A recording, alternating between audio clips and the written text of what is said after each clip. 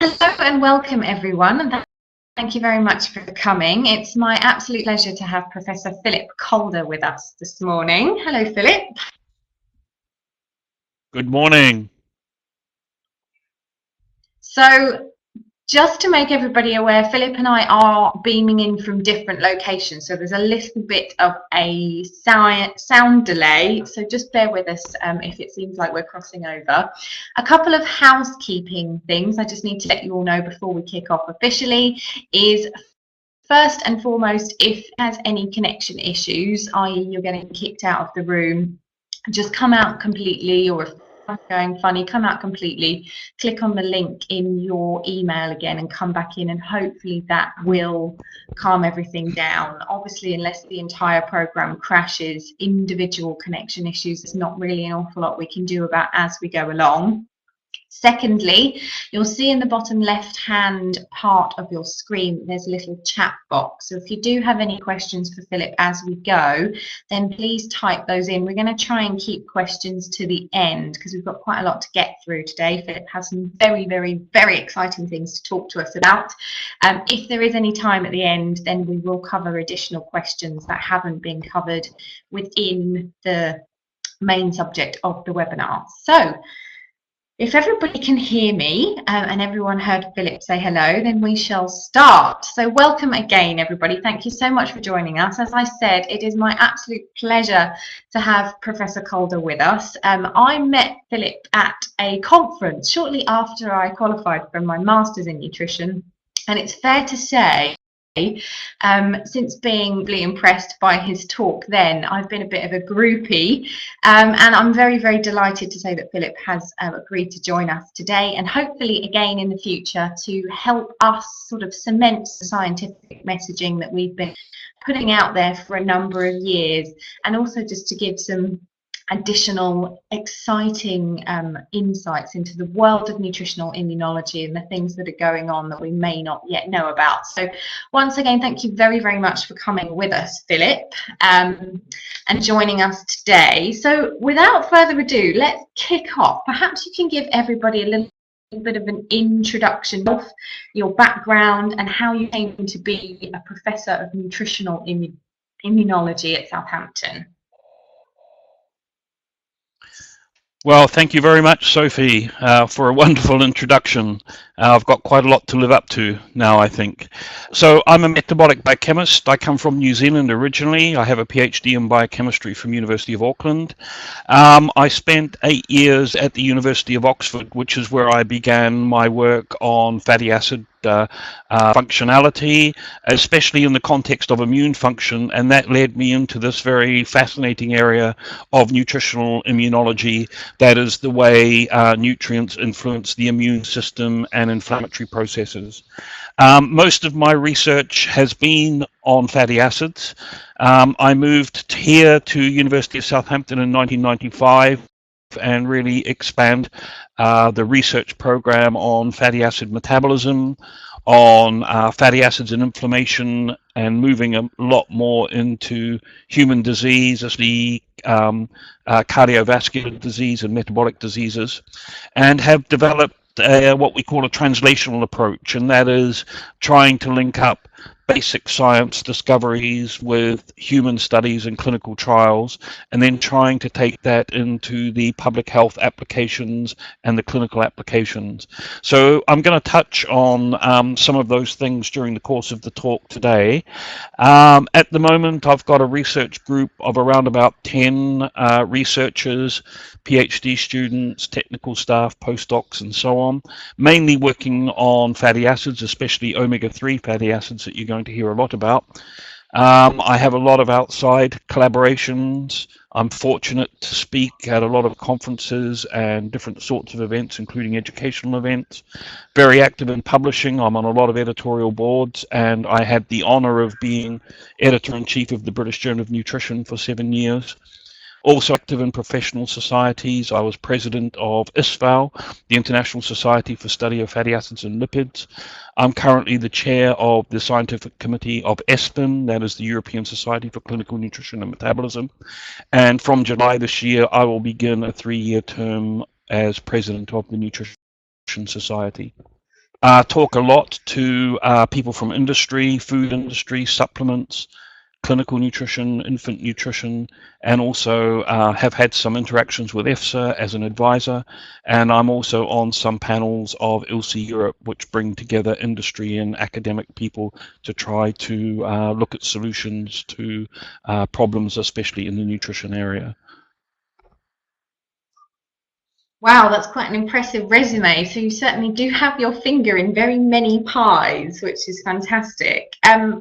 As your role has brought you to the advisory arena, as it were, and you've obviously been on lots of committees, lots of advising boards, and researched a very, very broad area of topics. What sort of things have you specifically enjoyed most of all out of the roles and responsibilities? Well, I think enjoying a job is very important for all of us, and I think I'm very fortunate that I have roles that enable me to enjoy all aspects. Of course, doing research that people like to hear about, like we're going to be talking about today, is very fulfilling.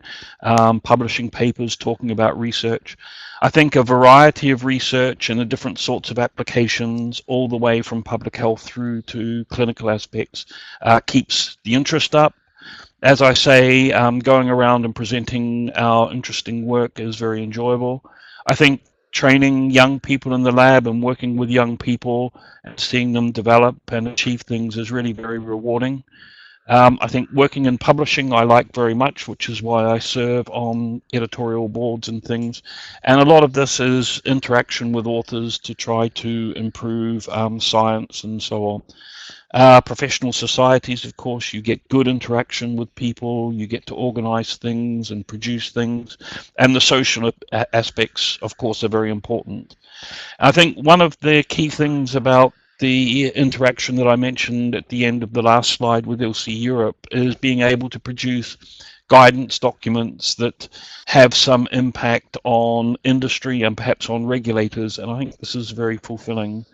And then lastly, interaction with industry, which I think is important in the human nutrition area, is always very interesting, especially where the people from industry are knowledgeable and have a place a high value on science, because I think you get different insights and different sorts of interactions then.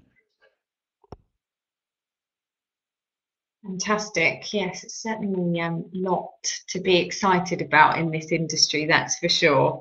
So you mentioned very briefly early on, Philip, that most of your sort of research-focused work has been in the area of omega-3s and particularly inflammatory-based diseases, and obviously close to the heart of hygienists.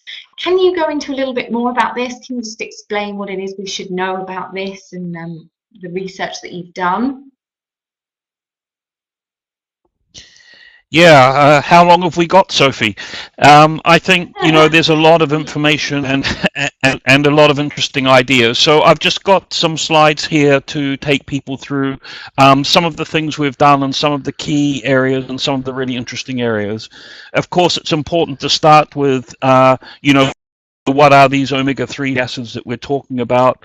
These are a family of very highly unsaturated long-chain fatty acids. They're defined by a particular structural feature, which is where one of the doubles is in the chain. There are quite a number of these fatty acids. Some of them come from plants, some of them come from fish. And although they have different dietary sources, they are metabolically related to one another. So the ones we're going to be talking most about today are icosapentaenoic acid, EPA, and docosahexaenoic DHA. You see from this slide, these are fatty acids with 20 or 22 carbons and 5 or 6. And the slide also shows docosapentaenoic acid, DPA, which is the intermediate between EPA and DHA. And that's emerging as a very interesting fatty acid, although I'm not going to be saying much more about that today. This slide shows the metabolic relationships between the different members of the omega-3 fatty acid family, starting with the simplest member, which is the plant omega-3 fatty acid, alpha-linolenic acid. That has 18 carbons and 3 double bonds.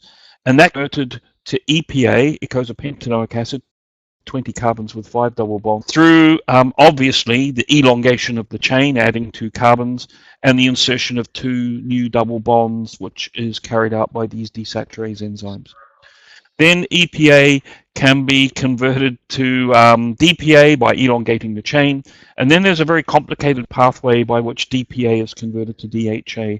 And that pathway isn't really very well understood and actually seems to not work very well. So I think our lack of understanding is hampering our ability to know more about DHA.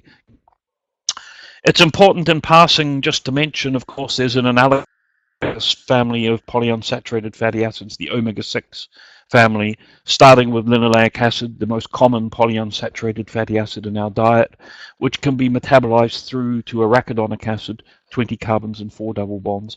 And the metabolism of linoleic and alpha-linolenic acids is sharing the same enzymes, so there's a connection between those two families for metabolism.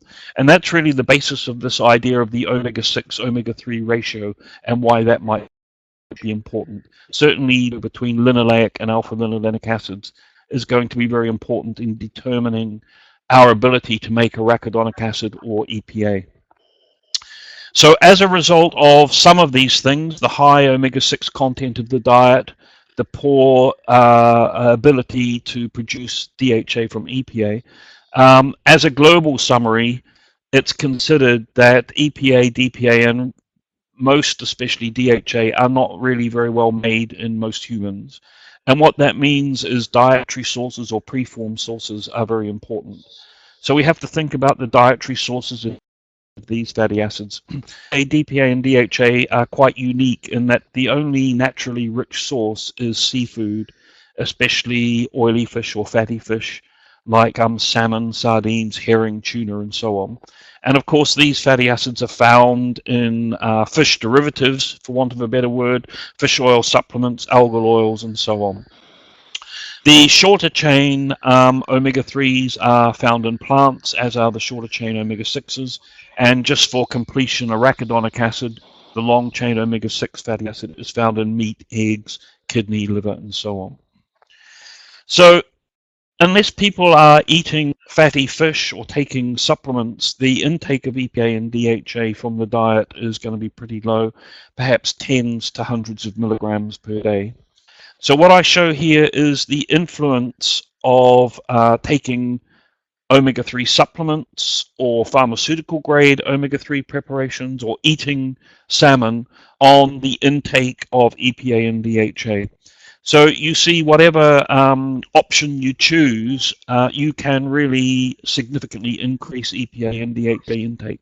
But it's interesting that even eating oily fish, for example salmon, really bump up EPA and DHA intake even more than highly concentrated supplements can.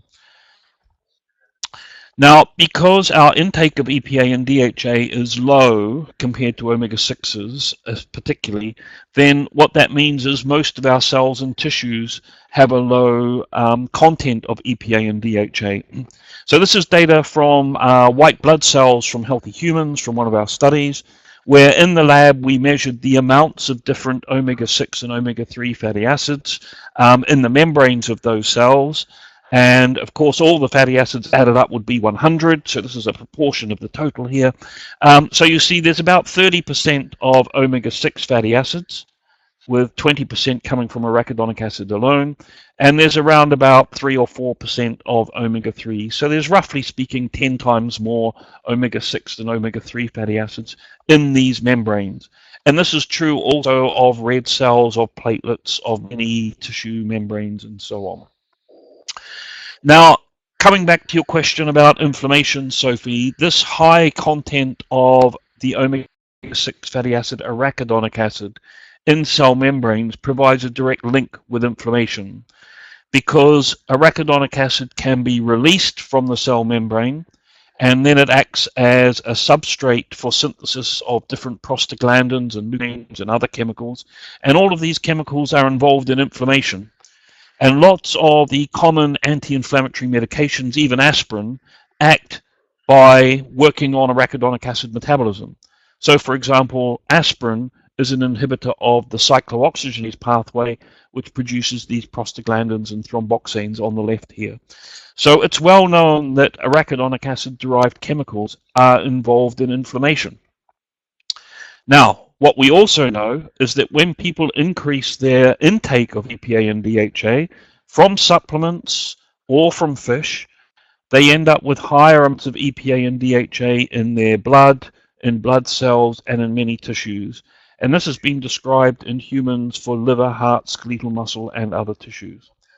This effect is dose dependent, so the enrichment depends on how much EPA and DHA is consumed. It's time dependent, so it takes a while for the tissues to accumulate EPA and DHA. And it's also tissue, in other words, different places in the body responding a little bit differently from one another. This slide shows an example from one of our studies of the accretion of orally supplied DHA into one of the plasma lipids, phosphatidylcholine, over time. This is days on the bottom, it's over 1 year, in people who were supplemented with placebo, which is the lower straight line, or with 3 different doses of EPA plus DHA. So you see the maximal level of DHA is reached after about 60 days. It's clearly dose dependent with the 3 different doses shown. But if we looked at other places in the body, this response would be slightly different. So we see here a dose dependency, a time dependence, and what I've told you is different places in the body are responding a little bit differently. Now, the significant thing about the incorporation of EPA and DHA is that they replace arachidonic acid, which is the precursor of these pro-inflammatory chemicals. So this is data, again, looking at neutrophils from one of our studies in people taking tuna oil, which is rich in DHA, at different doses, showing the dose-dependent incorporation of both EPA and DHA this time, and the dose-dependent reduction in the amount of arachidonic acid that's there. So, in other words, when we increase the amount of EPA and DHA that people are eating, we change the fatty acid composition of membranes of cells involved in inflammation, but also other things like blood clotting and so on. And this could influence the production of mediators like these prostaglandins produced from arachidonic acid. So in other words, omega-3 fatty acids can target this very pro-inflammatory set of pathways based on arachidonic acid. So I think that's one advantage of omega-3s in terms of inflammatory diseases and inflammatory processes. So this is what we call the classic anti-inflammatory effect of omega-3 fatty acids through the inhibition of production of arachidonic acid derived eicosanoids like prostaglandins and leukotrienes and so on. A second interesting thing is enzymes like cyclooxygenases use 20 carbon polyunsaturated fatty acids as their substrates. And EPA is a 20 carbon polyunsaturated fatty acid, just like arachidonic acid is a 20 carbon polyunsaturated fatty acid. So EPA gives rise to prostaglandins and leukotrienes just like arachidonic acid does, but the structure of those chemicals is a little bit different because the starting fatty acid has a different structure. And functionally this is important because in contrast to the prostaglandins and other chemicals produced from arachidonic acid, which are extremely strong biologically, the chemicals produced from EPA are very weak. So we can change the inflammatory tone from one that promotes inflammation to one which is much less inflammatory. Then the other really interesting aspect is about 15 years ago, some researchers at Harvard University in Boston in the US discovered a new aspect to inflammation, which is called resolution. And resolution is really turning off inflammation. So people had always focused on what we now call the initiation phase of inflammation. So what you might call setting the fire, lighting the fire and letting the fire go. And most anti-inflammatory drugs are targeted at the initiation phase. What these researchers discovered is that there is a fire brigade of the inflammatory system. That's the resolution phase. And this is really putting out the fire. And the really fascinating thing is that the arachidonic acid derived mediators like the prostaglandins that I've been talking about are involved in the initiation phase, but there are other chemical mediators that are involved in the resolution phase, in other words, turning inflammation off. And it turns out that EPA and DHA give rise to the most potent pro-resolving mediators, so the most active firemen of the inflammatory system that have been discovered so far. And these chemicals are called resolvins, protectins, neuroprotectins, and maricins. And they're produced from omega-3 fatty acids. So the idea here is that, of course, acute inflammation is part of our defenses, but it should be turned off. If it's not turned off, it becomes chronic, that is ongoing and excessive, and this leads to tissue damage, autoimmune disease, various pathologies and so on, and even death in some settings. And the idea is that the omega-3 pro-resolving mediators can rescue both acute and chronic inflammation, leading to tissue repair, healing, and the resolution of those pathologies. So these are some of the really interesting aspects of inflammation that really center around the different chemical mediators produced from the omega-6 and omega-3 fatty acids. Thank you. It's a really interesting area, definitely. But you've had the pleasure to work on all sorts of different projects looking specifically at inflammatory mechanisms within different diseases, within the onset, progression, and hopefully resolution of any different conditions. Have there been any particular projects from a scientific perspective that you found particularly interesting? Well, Sophie, I'd like to say that all of my projects are interesting. They're interesting to me and the people who work with me. Whether they're interesting to other people, that's what we really hope. So, of course, I can't talk about all the things we've done over this long period of time. And I've just chosen one example, which I think is very clinically relevant, but which is based on this idea of reducing inflammation that I've introduced to you. And to start telling you about this, which actually won't take too long, I need to go back 15 or more years to this very famous trial called the Gissi Prevenzione trial, published in The Lancet in 1999. So this was a large trial of omega-3 fatty acids in patients who had had a heart attack, that is a myocardial infarction, and they were put into a trial of omega-3s versus placebo, and they were followed for 3.5 years. And the outcome in the trial was mortality and different types of mortality. So in the box you see what I've called the relative risk reduction, RRR, in the omega-3 group compared to control for the different outcomes. And you see all of the numbers are negative, which means this was less likely to happen in the omega-3 group than the placebo group. So fatal cardiovascular events were decreased by 20%, cardiovascular death by 30%, coronary heart death by 35%, and sudden death by 45%. And these were all, of course, statistically significant. Other reasons for death, like cancer and so on, were not affected by omega-3s or weren't different between the omega-3 and control group. Now, those were the data, the differences between the groups at 3.5 years. The differences between the groups over the first year of the study is shown in this slide for the 4 outcomes: total mortality, sudden death, coronary heart disease, cardiovascular mortality.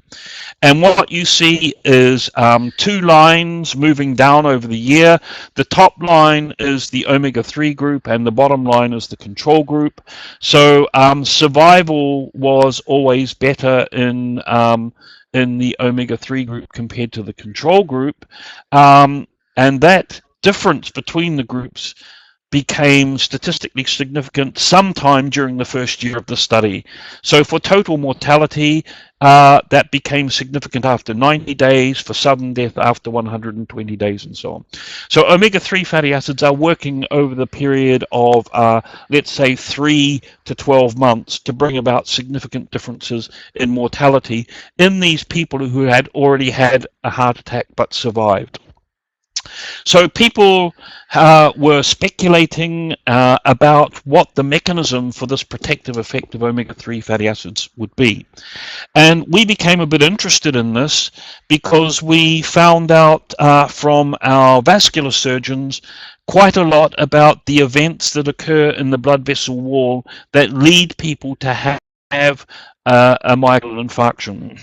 And that's what's captured in this cartoon here. So you see this is a cross-section of a blood vessel wall, and you see there's this build-up, this yellowy bit here is the build-up of fatty material which has taken many decades. So that's called the atherosclerotic plaque. And then we see some smooth muscle cells, which are those orangey colored cells that have moved into that area of the vessel wall. And then we have cells that are shown on here called macrophage foam cells. These are classic inflammatory cells that are being filled with fat because of the high blood lipids in this particular individual. And we also see some other inflammatory or immune cells. So we see one Th1 cell, that's a type of lymphocyte. And then what we see above the smooth muscle cells and below the platelets is this sort of fibrous network that's called a cap. And this is the attempt by the body to restrain the growing plaque. It's called a fibrous cap, and it's made of fibrous proteins like fibrin and collagen and so on. And then we see an interaction between the lymphocyte and the foam cell, chemicals being produced. These are inflammatory chemicals. So in other words, this vessel wall is inflamed, and as a result of the production of these proteins, MMPs, which are matrix metalloproteinases, the fibrous cap becomes degraded. So that protective mechanism, the cap, becomes thin and vulnerable to rupture, that is breaking. And that's actually what happens. So when other events prevail, the cap can rupture, and then platelets are attracted to that site, and a thrombus is formed, and then the occlusion of blood flow, for example, to the heart. So what this cartoon is sort of saying is that inflammation is intimately involved in plaque rupture, and plaque rupture is what causes a heart attack or a stroke or something like that. So we reasoned that because we knew omega-3 fatty acids were anti-inflammatory, they might actually stop plaques from rupturing. They might stabilize plaques. And we wanted to study that in patients. So we linked up with our vascular surgeons to do a trial of omega-3 fatty acids in people who were awaiting surgery for removal of atherosclerotic plaques, in this case from the carotid artery. And what we wanted to find out was whether omega-3 fatty acids get into atherosclerotic plaques, and when they get into the plaques, do they make them more stable? So we carried out this randomized controlled trial of omega-3 fatty acids and characteristics of the plaque. We published our main findings in The Lancet 12 or 13 years ago now. So if you want to look at the details of the study, you can look at that paper. It's a randomized controlled trial of omega-3 fatty acids, 1.6 grams of EPA plus DHA per day, in these patients awaiting surgery. And they had to wait on average 6 weeks until they went to surgery. In other words, they were in our trial for on average 6 weeks.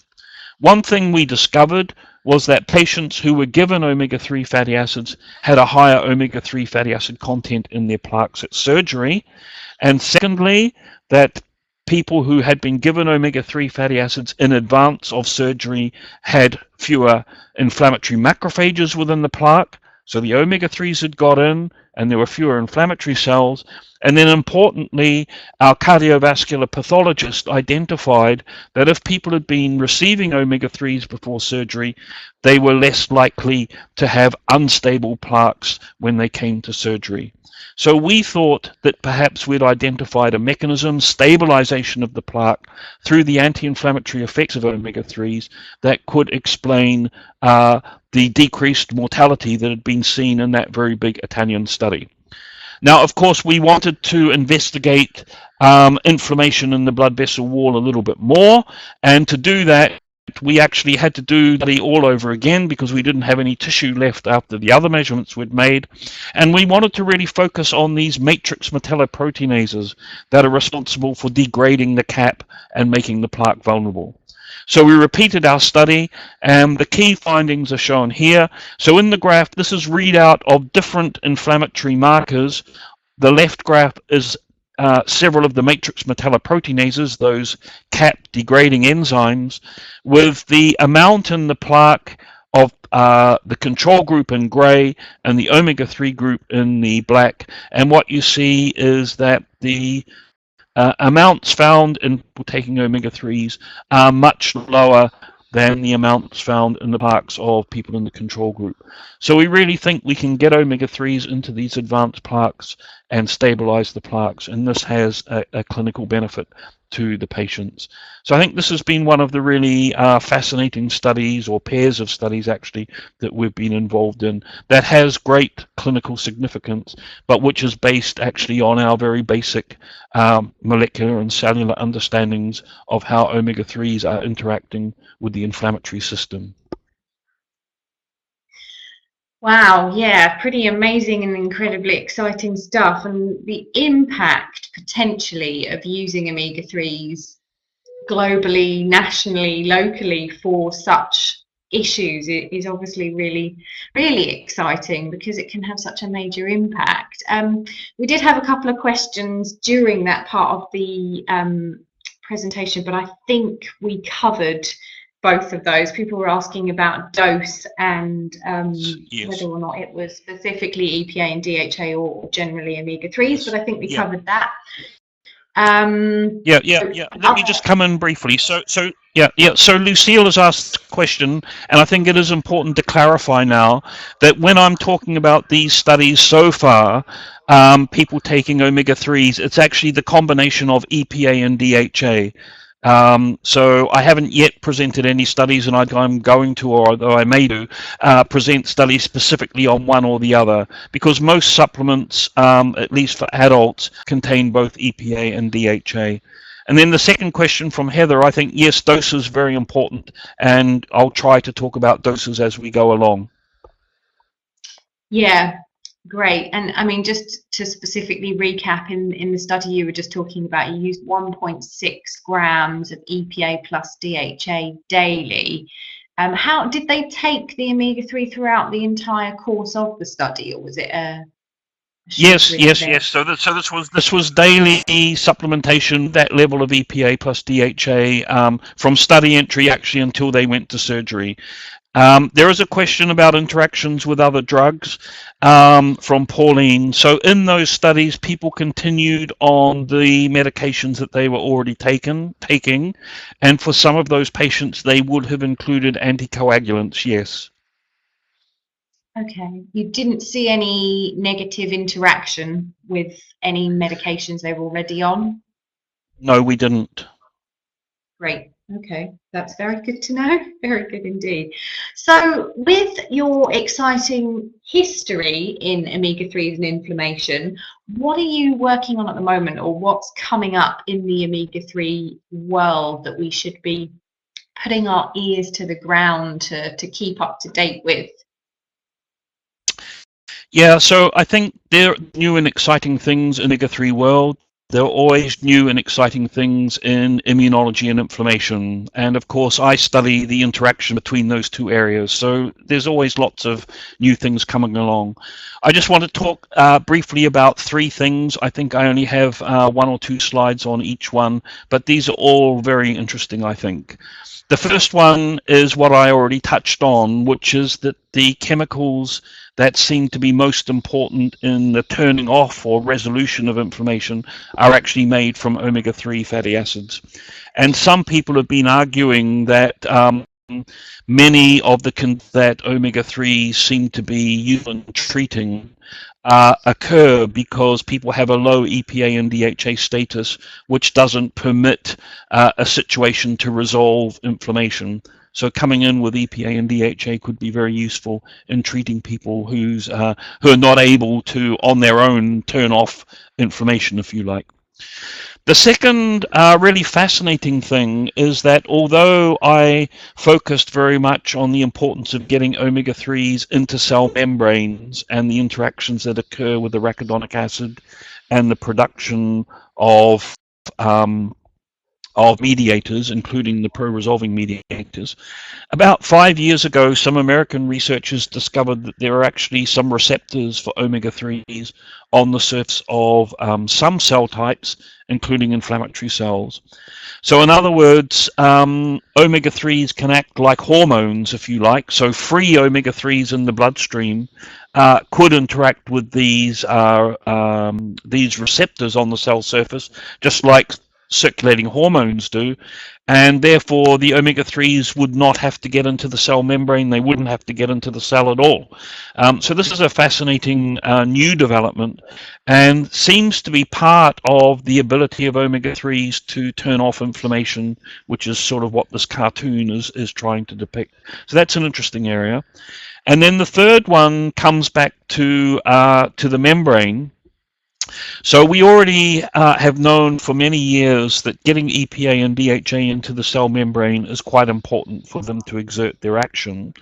But what's been discovered in the last 10 to 15 years is, although this diagram shows all proteins as being purple blobs and the membrane as being pretty uniform with some orangey colored sticks, which are fatty acids, and some blue colored spheres, which are the head groups of the phospholipids of the membranes, that actually the membrane is much sophisticated than that in its structure and its organization. And there are different regions in the membrane of cells, and there are particular regions that are called rafts.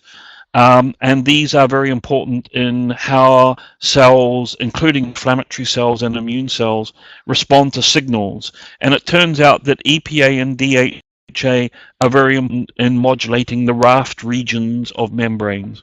So these three areas that I've highlighted here are really three new mechanisms of action of omega-3s in influencing inflammatory and other processes.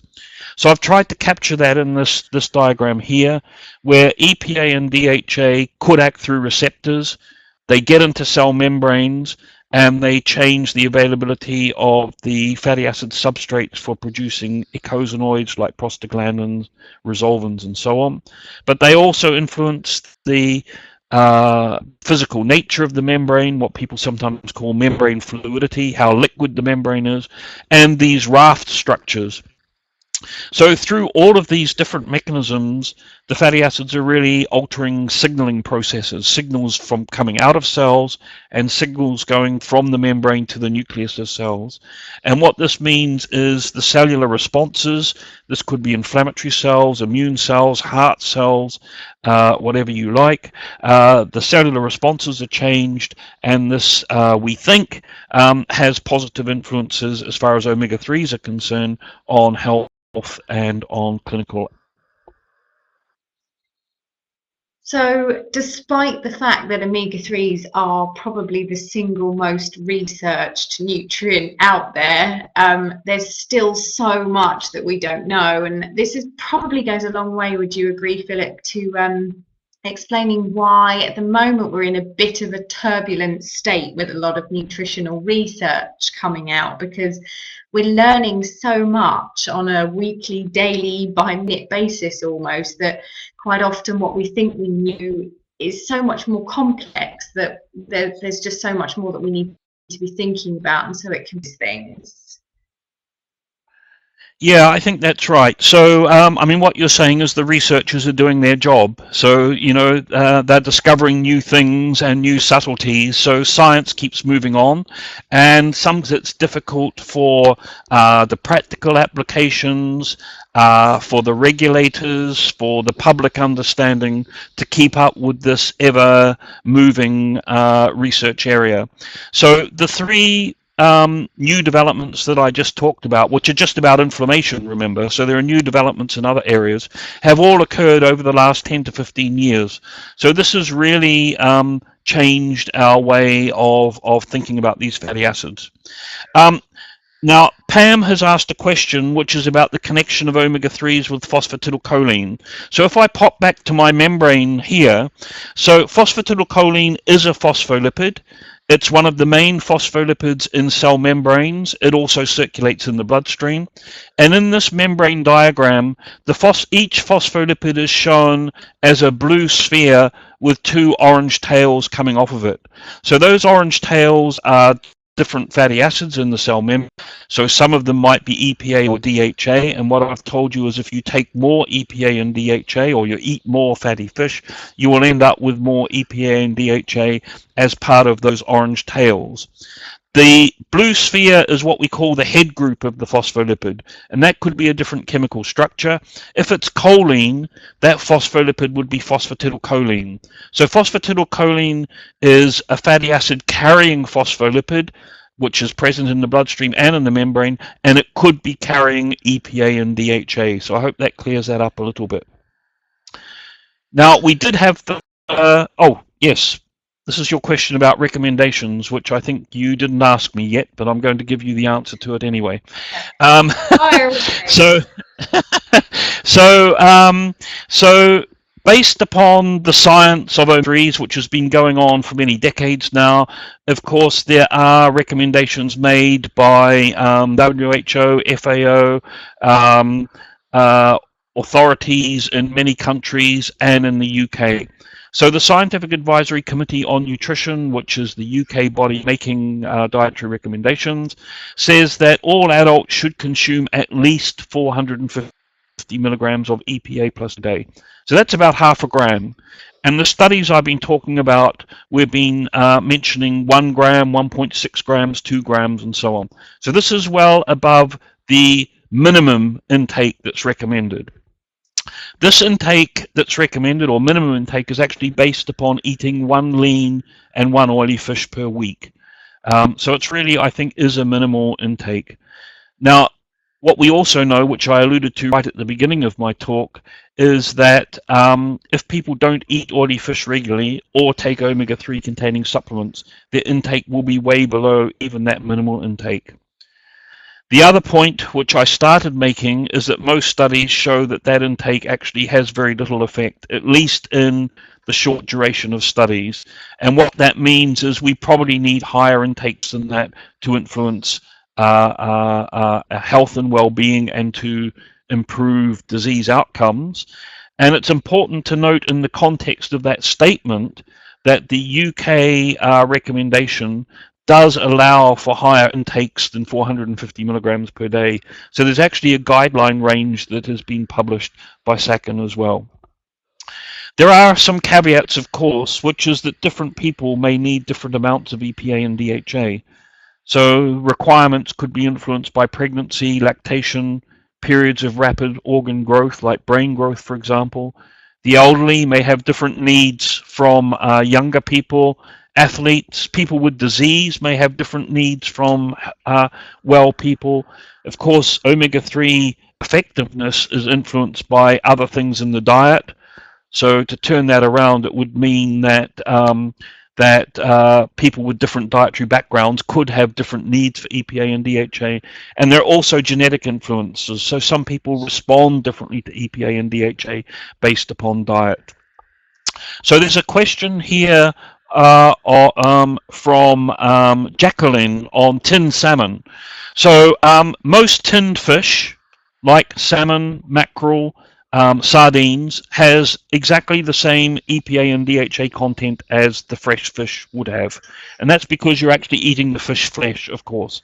The one exclusion to that is tinned or canned tuna, because canned tuna has had most of the oil taken out of it. So canned tuna has a much lower omega-3 content than fresh tuna, and actually canned tuna is not on the second list of fatty fish, although fresh tuna is. So that is the one difference. But apart from that, tinned or canned fish is pretty much fresh fish. Fantastic. Thank you very much. There's a couple of other questions that have popped up, but we cover those in later questions. So I will go back if there's anything we haven't.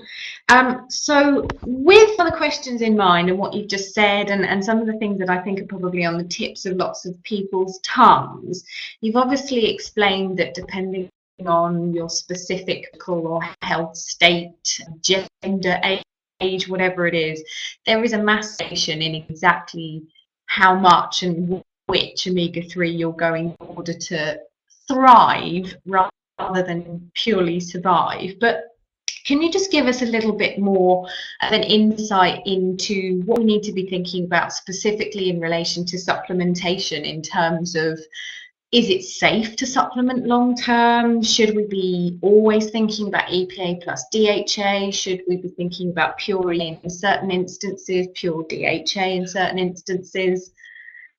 What are your thoughts?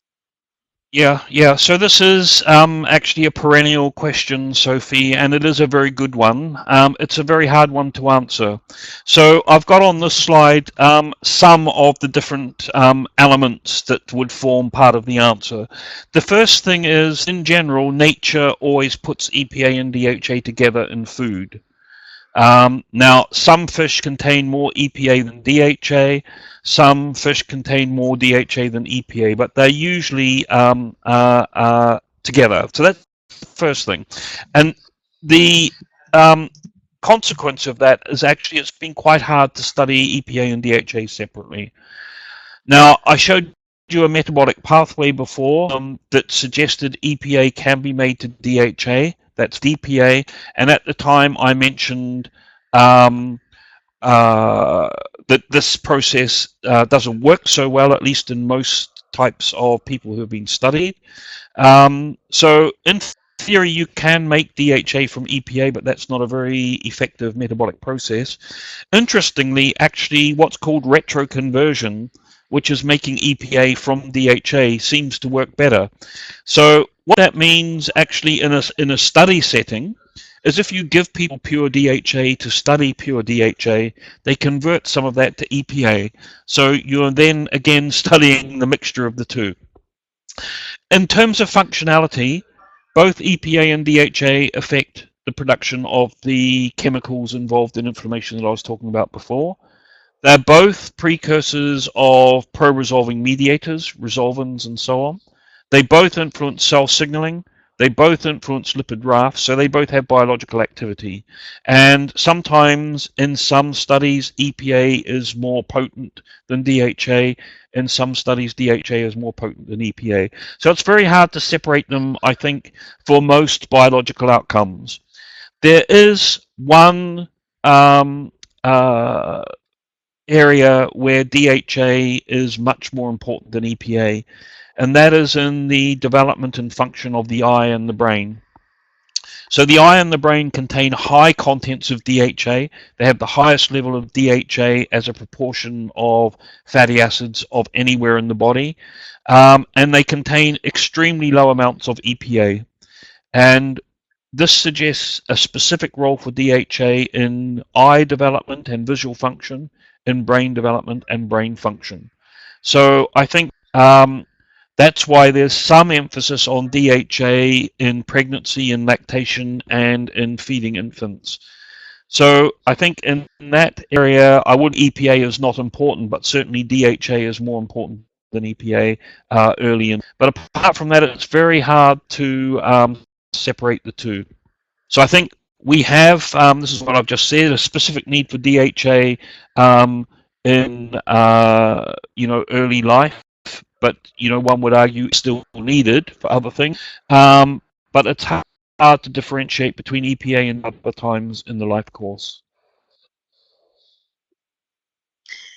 Yeah, definitely. And I think going back to sort of this concept of the more we learn, the more we realise that things just aren't clear cut at all, are they? I mean, you can't specifically say to every human being you need this much of this omega-3 for this. It's very, very individual and very dependent on specific, as I say, health and biological status at that time.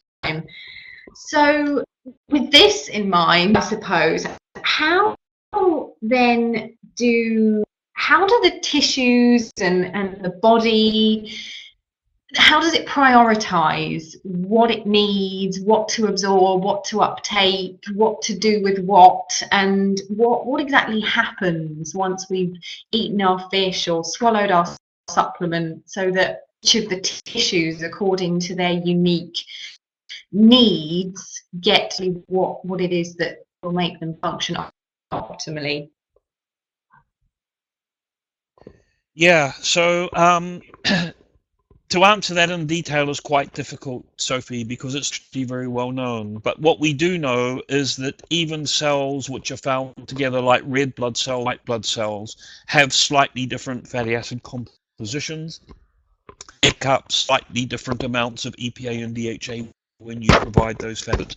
So certainly cells and tissues have a mechanism for seeking out and getting the fatty acids they want, I think. If we go right back to the beginning, we have to think a little bit about fat digestion. So, of course, we fish, or we take our supplements. The oils make their way down to the stomach.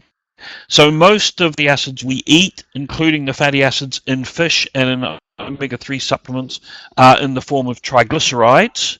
So that's common to all dietary fat. So these are insoluble in water, and they form droplets in the small intestine, and those droplets need to be made miscible with water, so emulsified, and then digested. So that's the emulsification, is where our bile and other things released down the bile duct, like some cholesterol, some lecithin, which is actually another name for phosphatidylcholine, coming back to our earlier question, help to emulsify the fat droplets, that is, mix them with water, and that enables the lipase enzymes released from the pancreas to access the triglycerides, and what they do is they digest or hydrolyze the triglycerides to release fatty acids, 2 fatty acids each triglyceride, and also what's called a 2 monoglyceride. So that's 1 fatty acid stuck onto the glycerol. So now we have much smaller structures, which I call here micelles, and those micelles are taken up by the cells that line our small intestine. So that's the fatty acids and the monoglyceride are taken up, and then triglycerides are reformed. So this whole process of fat digestion and absorption is simply a way of moving triglyceride from the gut lumen into the cells lining the gut. They're then assembled into these large structures which are called chylomicrons, and the chylomicrons are released first into the lymphatics and then into the bloodstream. So dietary fatty acids are digested in the gut. Dietary triglycerides, are digested in the gut. The products of digestion are taken up and then reassembled and ultimately make their way into the bloodstream. So that's the upper part of this. And then once they're in the bloodstream, they're in what's called lipoproteins, like these chylomicrons I just mentioned. And the chylomicrons are delivering the fatty acids to different cells and tissues where they're used. So, for example, they might deliver them to the liver, which is where there's a lot of fatty acid metabolism going on, to cells and tissues to meet their needs. They could be muscle cells, heart cells, immune cells, red blood cells, and so on. Or they might be stored, if they're not required at the moment, in adipose tissue, in our fat tissue. So that's sort of, the fatty acids permeate everywhere through these mechanisms.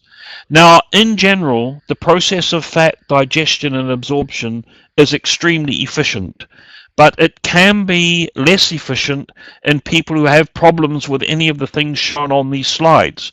So, for example, if you have a problem with the liver or the gallbladder or the bile duct, if you have a problem with the pancreas, if you have a problem with the cells lining the small intestine, you will be less able to digest and absorb the fat that you eat. And of course, if you have disease of the gut, it could be inflammatory disease, it could be cancer, it could be the gut aspect, cystic fibrosis, you will be less able to deal with the fat that's coming your way. Now, I just want to show you an example of a study that I've done where we gave people omega-3 fatty acids, 0.3 grams of EPA and DHA as part of a meal. So these people were fasting, and then we gave them the meal, and over the 6 hours immediately before and following taking the meal, we took blood and we measured EPA and DHA in the bloodstream over that 6-hour period. So on the left we see EPA, and on the right we see DHA, and this is in blood plasma triglycerides, and this is the way the fatty acids are carried in the chymicrons in that period after eating the meal. So we see the fatty acids start appearing in the bloodstream a couple of hours after eating the meal, which is the period of time it takes for all these digestive and absorptive processes to take place. And, you know, by 4 to 6 hours, they've sort of got up to a peak, and actually then they start coming down again as clearance takes over. So that's what happens after you eat a meal. The fatty acids appear pretty quickly, and the body makes decisions which are not fully understood on what to do with those fatty acids.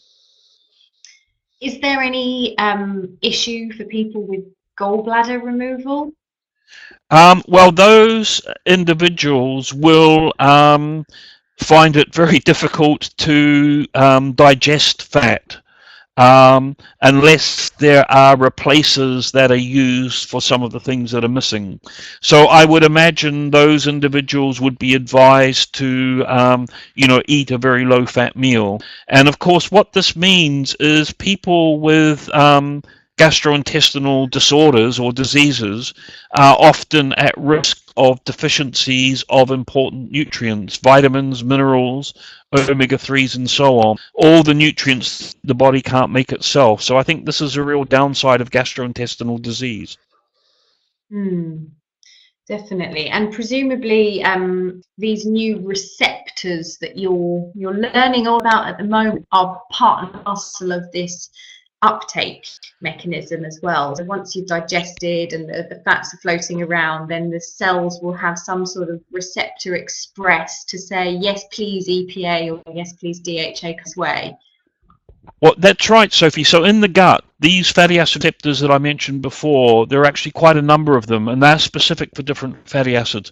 So they're important in sensing the presence of fatty acids from the diet and sort of creating the right physiological response in anticipation of the arrival of those fatty acids. So I think receptors are part and parcel of the whole body response to the availability of fatty acids. But the actual uptake from the gut is actually not very well described, and there may be transport proteins involved in that process. Now, someone has just asked a question about gastric band. So I think, the point of the gastric band is to lower, ultimately to lower the amount that people can eat, so that, there's less nutrient available to the body. Now, this would include omega-3 fatty acids, of course. So I'm not sure of data on whether having those sorts of interactions actually affects omega-3 fatty acid status, but that would be a very interesting study to do, I think. Fantastic. So when it comes to the fats specifically, I mean, obviously the mechanisms, digestion and absorption are all the same. So is there a competitive nature between the fats? Do we need to be focusing on specific fats to make sure that the enrichment is enough? So in people with a healthy GI tract, process of fat digestion and absorption is extremely efficient. So most people absorb into their body, so into their bloodstream, at least 95% of the fat that they eat. So I think there isn't much selectivity in healthy people, but I think the selectivity comes once the fatty acids are in the bloodstream and we have all of these different processes involving the cells and tissues that the blood exposes the fatty acid to, where there are clear selective mechanisms, although these are not well understood at the moment. Okay, so it would be sort of safe to say that if a deficiency in one fatty acid has been clarified and identified, that it's a good idea to increase the exposure of the cells to that fat specifically, at least in the short term. Yeah, I think I think I agree with the statement. I mean, in essence, that's actually the whole basis of the provision of omega-3 fatty acids, because it's believed that if you take all of the evidence and you say, okay, people have a low status, that's one observation. Two, if we increase status, we affect biology and we improve health outcomes. You know, you could argue that the low status is, I mean, may not be a deficiency, but maybe is a sort of is a borderline deficiency, if you like. So, you know, you're sort of correcting that. And typically, people would be low in both EPA and DHA, I think. They wouldn't necessarily be low in one other. Yeah, definitely. Okay, fantastic. So the question that follows, I guess, then is there any point at which the cells can reach saturation with omega-3s? And can we actually become too omega-3 dominant? Can this be problematic in any way? Yeah, so this is a question. So I just showed you a slide of what happens over 6 hours after meal, where EPA and DHA are given as part of the meal. And, you know, they peak early and then they disappear from the bloodstream. Now, if you, for example, ate fish 3 meals a day or took supplements 3 times a day, you would see this peak recurring 3 times. So that's been identified.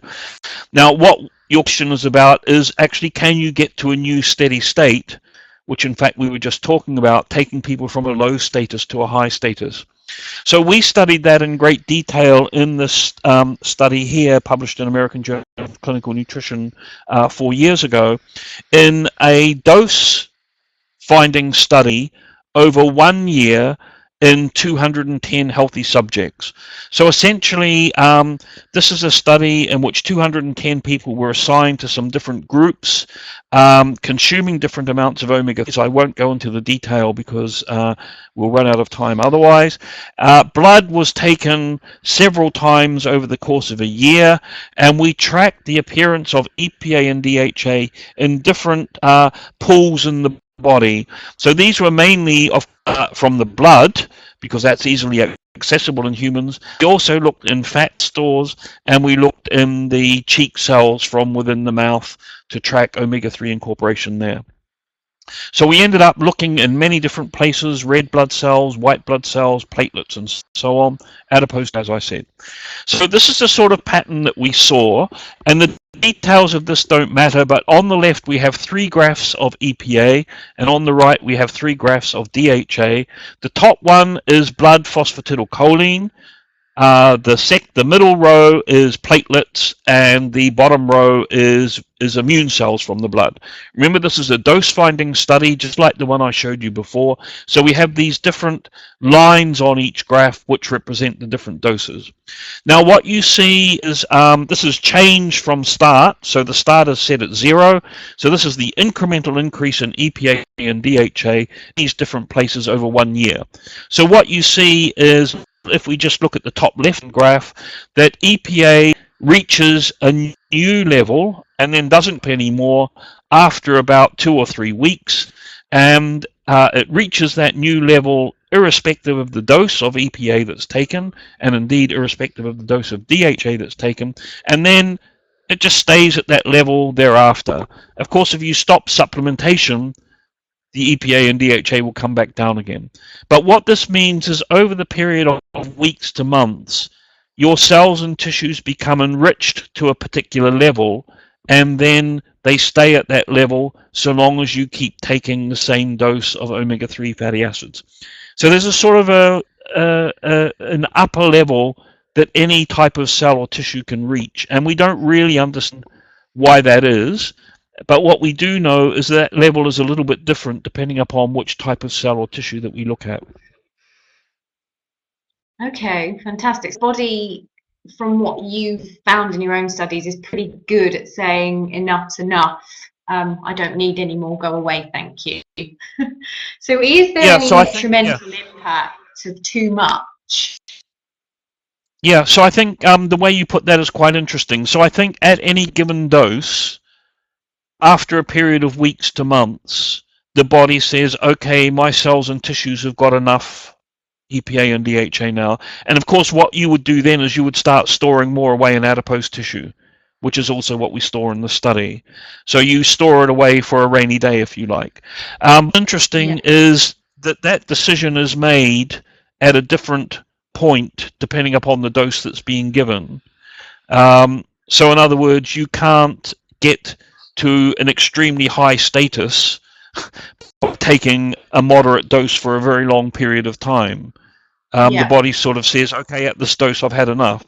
Now your question is, can you have too much? Now I think there are physical issues and there are physiological issues. So one thing is that if you have extremely high amounts of omega-3s, you may feel nauseous, you may get diarrhea, and those things have been described in studies where people have been given extremely high doses. And these are doses way beyond what we've been talking about so far.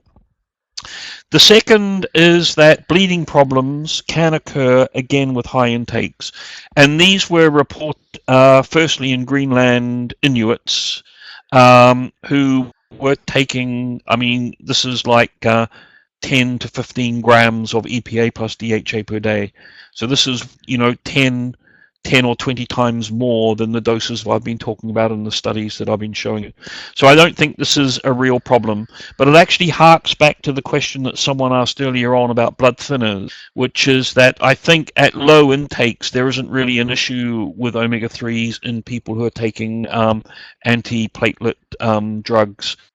But of course that be to be monitored. So I don't think there's a real issue here. I mean, the little picture here is some Greenland natives very happy with the whale that they've managed to catch, and you see that's going to go quite a long way.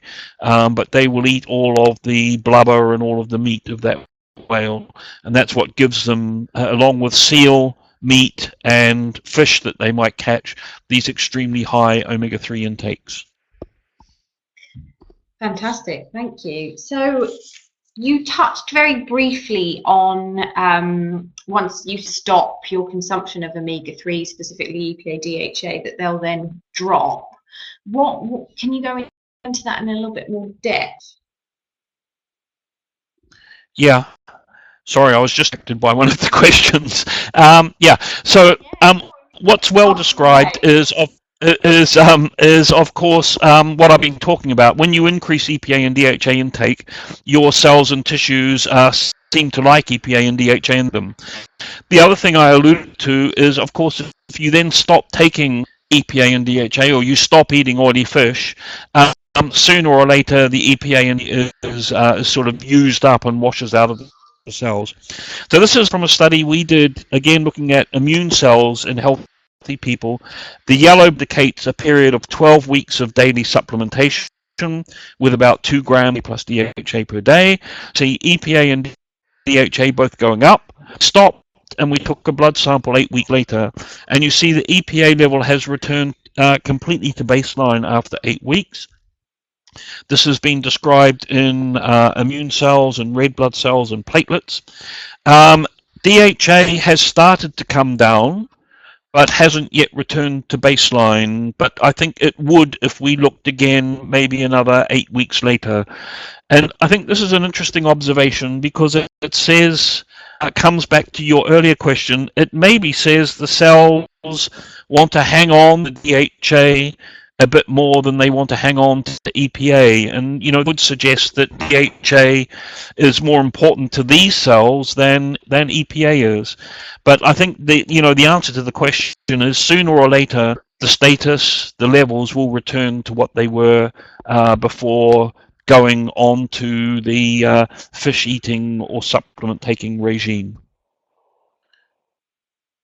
Yeah, definitely. And I think we've discussed this sort of casually in conversations previous, but we know that EPA has quite a lot of extracellular functions. So beta oxidation, for example, in the brain, and obviously the interaction with arachidonic acid, which perhaps also goes to explain why it's almost used up at a quicker rate than DHA from a cellular perspective. Yeah, I think that's right. I mean, undoubtedly, we talked before about these fatty acids both having biological activity, but it would be wrong to think that they're completely interchangeable. So one of them will have, they have different roles from one another, and so you could imagine some settings where one might be more important than the other, where cells might want to hang on to one more than the other. So a good example actually is the brain. So there appear to be particular mechanisms that retain DHA in the brain, because it's so important there. So I think what you're saying probably is right, Sophie. Yes. Yeah, I mean, structurally, obviously, DHA is the one we want, but that doesn't necessarily mean that we should be ignoring EPA.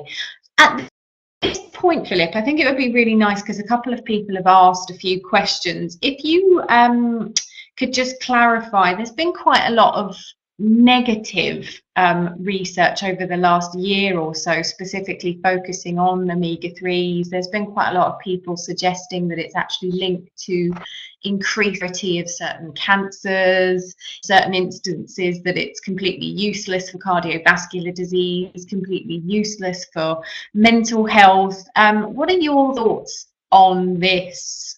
Do you see it? How do you sort of interpret this? Well, I think we have to take the good with the bad, I think. So what's interesting is, of course, there is a lot of very positive scientific data about omega-3s. It's all of the things that you've just talked about. We know that these fatty acids are vital for early visual and mental development. We know so much about the mechanisms, although we're discovering many new things, as I've been talking about, that suggest they can be very important in protecting against and treating cardiovascular disease, very important inflammatory conditions. But it is true, in recent times, there have been quite a number of studies that have been done that have failed to show the anticipated benefit, or one or two studies that have actually shown or suggested detriment. So I want to deal with those two things separately from one another. So I think a study that doesn't show a benefit is not necessarily a study that we shouldn't talk about, think about, and want to find out more about. And we've touched on some of the reasons why that. So some of them might be related to dose, just not enough omega given. Some of them might be duration. They're too short to get the place that you're interested in fully enriched in the fatty acids that you're in. Sample size is an important issue in human nutrition research. So how big the study is.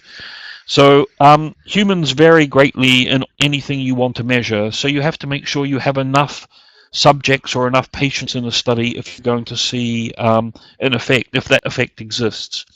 There is another question about interaction with other dietary components, which I think is relevant, and also medications. So one of the issues that's been raised in the cardiovascular area actually is that a lot of the positive studies were done when patients were using different sorts of medications from what they're using now. So the whole background is different. So I think that's an element. And then, of course, the other thing which has changed a lot is obesity. So we have huge capacity for storing fatty acids away now. And people like us, 30 years ago, when a lot of the studies were done, were much less obese. So they had less capacity for hiding these fatty acids away in adipose tissue. So it is possible there were sort of higher bioavailable amounts in the bloodstream in people studied years ago. So I think, we can try to understand why newer studies don't always replicate the older findings, for sure, and learn from that and try to do better studies. Now, as far as and Bernard asked this question about high-grade prostate cancer. So there was a paper from an epidemiological study that suggested men who had a higher omega-3 status were more at risk of high-grade, but not low-grade cancer. And that's a study that's out there. A lot of people, of course, have looked to find fault. I think there are a couple of issues. One is that actually the difference was quite small, although it was significant. And therefore, this is something to keep in mind, and where we need to be doing more research, particularly to see, are there plausible mechanisms by which omega-3s might increase a specific type of cancer, like prostate cancer, whereas they act, if anything, against or lower the risk of some other types of cancer. So is there something specific that we can identify? Of course, that makes it complicated to help people, because you want them to protect their heart, but you might place them at risk of something else. But that's where more research and better discussion and thinking can help solve the problems.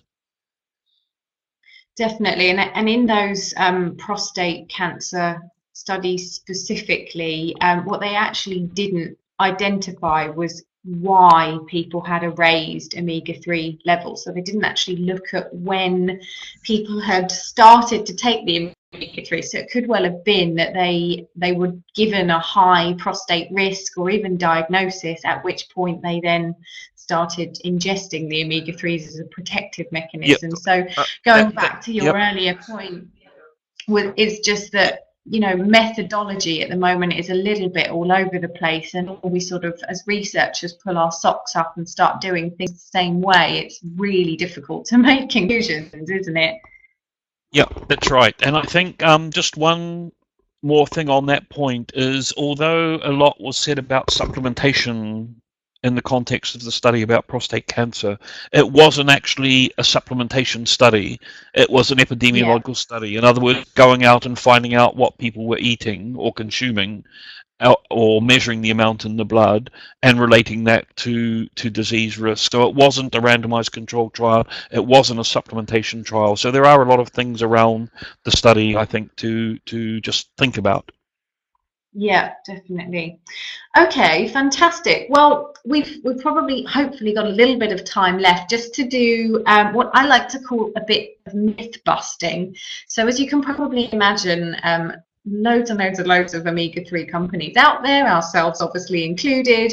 Everybody has a commercial interest one way or another, and there's a lot of very conflicting and possibly even pseudo-science floating around certain products. So I'd really love to get your insights into some of the stuff that's been going on. So starting first and foremost with your thoughts perhaps on krill oil.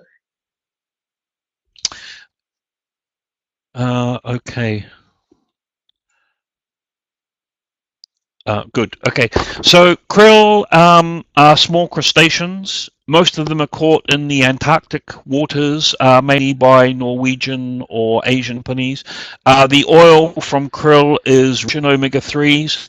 And in contrast to what I said before about the oil in fish and in most omega-3 supplements being triglycerides, some of the omega-3s from krill oil are in phospholipid form.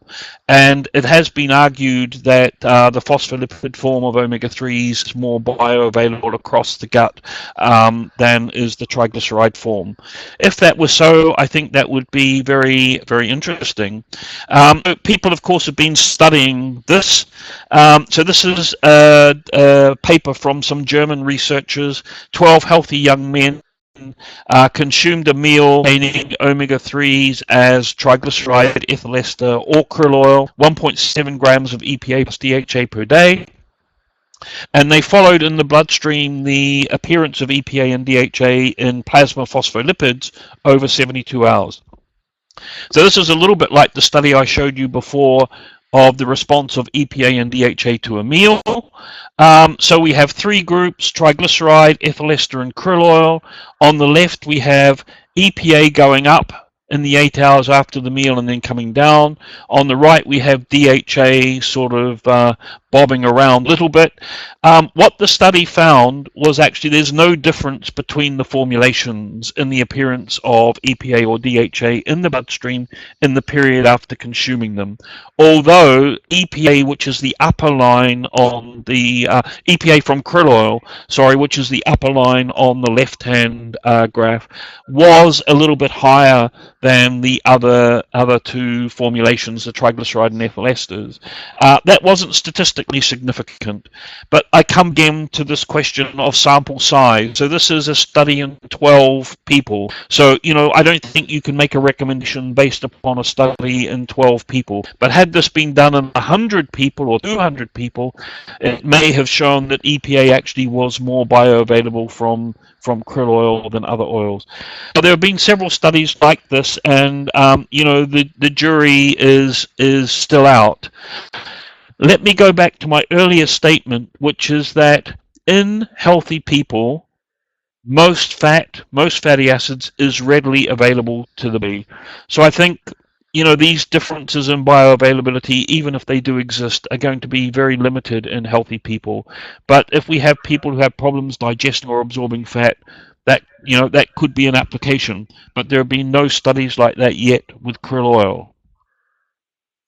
And of course, from a therapeutic perspective specifically, the low dose, high cost of krill oil makes a bit of a barrier for using that. Yeah, that's right. So just to keep in mind, actually, krill oil has a lower omega-3 content per gram of oil than do even standard fish oil. So you need much more oil to deliver the same amount of EPA and DHA. Of course, if it was much more bioavailable, that wouldn't be such an issue, but I think any difference in bioavailability is going to be a bit modest. So I think, your point, Sophie, is well taken. So I guess that leads us on then to the concept of using predominantly plant oils. Again, there's sort of this wave at the moment of pro-parent fatty acid only recommendations. Lots of people kind of pioneering the thought process that we evolved to eat plants and we convert them as we need them and therefore shouldn't be taking vast amounts of omega-3s. What are your thoughts on the efficiency of plant supplementation only or just ingesting from plants? Yeah, so I think your comment's interesting because some people have argued that one of the things that allowed human evolution actually was the accessibility of seafood, because that allowed higher intakes of DHA in particular, which promoted brain growth. So, people have made an argument for evolutionary advantage of the long-chain PUFAs. Of course, humans have always eaten plants and plant food, and some plant oils, some seeds, some nuts, green plant tissues contain alpha-linolenic acid, the essential omega-3 fatty acid. Now, there's a question, I guess, about whether alpha-linolenic acid itself has biological effects, and it does. They're quite modest compared to EPA and DHA. So the other question is, can people convert alpha-linolenic acid efficiently to the more bioactive EPA, DPA, and DHA? And I already alluded to the fact that in the populations that have been studied, that conversion, especially all the way to DHA, is quite poor, although it may differ in different subgroups of the population. So to give you an example, conversion of alpha-linolenic acid to DHA in a study where a particular experimental approach was used to track that process, in young men, there was almost absolutely no conversion of DHA, so no appearance of new DHA from alpha-linolenic acid. Whereas in young women, actually there was measurable conversion. So it may be there are subgroups of the population who are better converters than others. Nevertheless, it seems that conversion all the way to DHA actually isn't very good, and this could be an issue in pregnancy and lactating women and early infancy and so on. I mean, I think we should still explore the plant omega-3s because, there is potential there of harnessing this pathway. But at the moment, pretty much all of the data that's out there says there's quite significant superiority of preformed EPA and DHA over the plant omega-3s. So what implication does that then have for people who choose a vegetarian or vegan diet? Are they putting themselves at risk of omega-3 deficiency related conditions? I think it's a very good question again, Sophie, and it's actually a very difficult question to answer because the number of vegetarians in the world is quite large, Yes. and they seem to, particularly in some cultures, they seem to, get on with a healthy life reasonably easily. So I think there's nothing gross here that's going on. What we do know is EPA and DHA status, where it's been measured, is lower in vegans than vegetarians, and is lower in vegetarians than in omnivores and fish consumers. And studies done long ago in London in those groups of people showed this quite clearly. However, you could perhaps, the vegetarians are not completely lacking in EPA and DHA, and of course they produce children who have plenty of DHA in their eyes and brains. So, I think any differences are quite subtle. You could argue that where vegetarianism or veganism is a common cultural phenomenon, that there may be metabolic adaptations that could relate to genetics that enable those people to do better on plant oils than non-vegetarians, and I think that would be a very interesting thing to look at. It may be that in people who are not consuming very much preformed EPA and DHA, there's a sort of upregulation of the mechanisms that we talked about before that enable people to retain those fatty acids. So, there may be metabolic and genetic adaptations that allow things to be okay. Of course, in terms of supplementation, there are algal oils that contain omega-3s that would be a useful vehicle to supplying preformed EPA and DHA to vegans and vegetarians. Definitely, and I guess it sort of really highlights this concept of biochemical individuality, and that there will be certain people out there who are well adapted to thrive on a vegetarian or vegan diet, but for some of us it's definitely not something we would necessarily feel good on. So with that then in mind, what should we be thinking about? Should we be supplementing? Can we rely solely on fish? And what should we be looking for when we're choosing sort of the most fast acting and therapeutic oil for specifically clinical use? Yeah. Okay. So before I come on to that, Heather has just asked made a very interesting point, which I think is a very good one, which is that I'm going to turn it around a little bit, is that this pathway of conversion, of course, requires micronutrients as cofactors. And one of the reasons for limited conversion may be lack of particular cofactors that are necessary for the pathway to work fully. And of course, those cofactors are all things that come from plants, mainly minerals like zinc, for example. So it may be that vegetarians have a better micronutrient status that also acts to promote the conversion. So I think that's something to keep in mind. Other components of the diet. So, Sophie, I think your question was really, what factors might people consider when choosing an omega-3 source if they were going to use supplements? Now, I would prefer, of course, people eat fish, but not everyone's going to do that. We know that. So I think dose is very important. How much EPA and DHA you get in a capsule is, I think, is obvious, but something people don't often think about. And just remember that fish oil is not 100% omega-3s.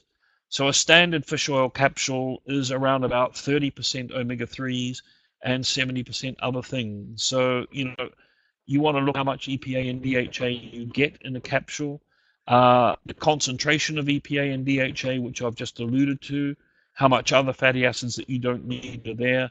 In other words, how much oil do you need to get the desired dose of EPA and DHA? So this is really about dose and purity, I think. And those are really the key things for people to look for. If we're not in a position to discriminate, should I be looking for a high EPA or a high DHA source? And I think, for most people, we're not really in that place just yet. So purity-wise, I guess that's obviously making sure that there are no PCBs, methyl mercuries, and things like that. Is there a risk then from high fish consumption with those chemicals and contaminants? Yes. So some fish carry the risk of contamination with heavy metals and with flame retardants and things like that, PCBs, dioxin like PCBs and so on. So the government recommends that people limit intake of particular species of fish, and that pregnant women in particular don't eat particular species of fish. There are actually only 4 on that list, 4 species of fish. But other fatty fish do carry the risk of contaminants, which will very much depend upon where the fish are caught and so on. So I mean, it can be an issue. Where people have looked at the benefits and risks of fish-borne contaminants or fish-borne omega-3s, the studies actually have shown that the benefits of omega-3s outweigh the risks of the contaminants at the levels that they're present in the fish that have been studied. So I think that's interesting. I think, keep in mind fish oil comes from fish. So fish oil has the potential for contamination as well, except that the processing of fish oil is partly designed to remove contaminants. So, I think most fish oils that are produced by reputable people will be pretty low in contaminants. Fantastic. So we're almost at the end, but I have just one burning question left for you, Philip. So I hope you don't mind keeping you for another minute. It's relating specifically to EFSA. I mean, EFSA has obviously sort of come into the nutrition industry and the supplements industry in particular and created somewhat large amount of vibration, shall we say, good and bad. Having worked on EFSA panels, advisory panels, doing research to specifically identify biomarkers for EFSA claims and things like that, what would be your thoughts on how useful EFSA is, both from guiding the industry, guiding the research, but also in its original intention to protect the consumer? Yeah. So just to clarify, I have sat on pan-European committees that have looked at the question of biomarkers for use and substantiation of claims on foods, and I have attended some EFSA panel meetings, but I haven't formally sat on an EFSA panel, but I've been at some of those meetings and contributed to the discussions and so on. So I think European Food Safety Authority has many remits, but one of them was to establish and then carry out a process of for substantiation of claims on foods. The aims, I think, being twofold. One is consumer protection against bogus or unproven claims, and I think no one would disagree with that aim. The other is reward for industry for doing good science, and again, I don't think anyone would disagree with that. So I think it's a useful process overall. I think companies, when the process was first described and initiated, companies embraced it. And I think it's important to note that EFSA have given positive opinions for several omega-3 claims. In other words, you can make a claim on a food that contains EPA and DHA in relation to blood triglycerides, blood pressure, and brain development. So I think, the process has worked for omega-3s because the things that are most clearly described in the science as far as biomarkers and physiological outcomes are approved claims. So, the science was good and the claims were or are allowed.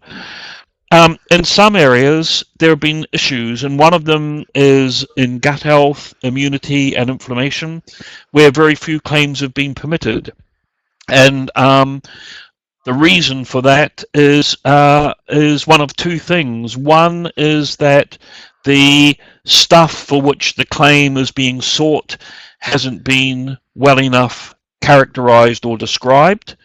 In other words, it might be an extract or a mixture, and EFSA requires some sort of chemical characterization, which I think is important because extracts can vary, whereas if you have a precise composition, that shouldn't vary. And the other is the quality of the science. So, the quality of the science, EFSA have said, isn't good enough for us to allow a claim to be made. You need better science. And I think, again, if we just compare these two bullet points, the quality of science on omega-3s, lowering blood triglycerides, lowering blood pressure, or improving brain development was seen to be good enough. So I think, the process works, but you've got to have good science and you've got to have clearly described and characterized material that you are putting into the food. Definitely, and the identification of the markers as well that will actually tell you whether or not an area of health is improved or worsened or stabilized is also obviously something that you've directly worked on is very difficult in itself, because how can you prove that an already healthily functioning immune system is remaining healthily functioning by taking something if there was nothing wrong with it in the first place? Yeah, that's right. So I mean, all of this is about biomarkers because EFSA is not interested in clinical outcomes. So I think showing that you've got less people dead at the end of a study is not evidence to support the substantiation of a claim on a food, because that's a medical outcome, and EFSA is not about medical outcomes. It's actually about physiology and health. Therefore, the focus is very much on biomarkers, and that's where, of course, blood triglycerides are a risk factor for cardiovascular disease. Blood pressure is a risk factor for cardiovascular disease. High cholesterol is a risk factor for cardiovascular disease. So things which can be shown robustly to improve those biomarkers are are allowed to, if they get through the process, to make the claim, because it's considered that an improvement in the biomarker is an improvement in health. Now, in some areas, gut health, immune function, inflammation, we don't have very well validated biomarkers. There's nothing in immunity that matches LDL cholesterol and cardiovascular disease, for example. So we don't have the good biomarkers. And part of that is actually the complexity of the immune system and the inflammatory process. But I think those things will come out in the next 5 to 10 years, and things will change. Let's hope so. And I mean, this in particular is certainly a very, very fascinating area, the identification of biomarkers, and certainly with nutrigenomics now hugely on the radar, I guess, hopefully then those biomarkers will be a lot more easy to clarify, because we can look specifically at methylation, we can look at the switching on and switching off of genes, protein expression, things like that, but I'm sure there's still a long way to go, and that's a whole nother webinar, so we'll have to tie you down to cover all of that in another session at some point. I think we've probably spent more than enough time picking Professor Calder's brains, and I'm sure you've all got things to rush off to. So if there aren't any burning questions, I would ask everybody to either email education@igenis.com, and I can then pass your email on to Philip directly. You can call us as well. Thank you all so much for giving up a significant portion of your morning and for taking the time to listen to Professor Calder's wonderful brain outpourings. Thank you, Philip, so much for your time, and I look forward to working with you much more in the future. So have a lovely day, everybody, and get in touch if there's anything further that you need. Thank you very much. Thank you. Bye, everyone.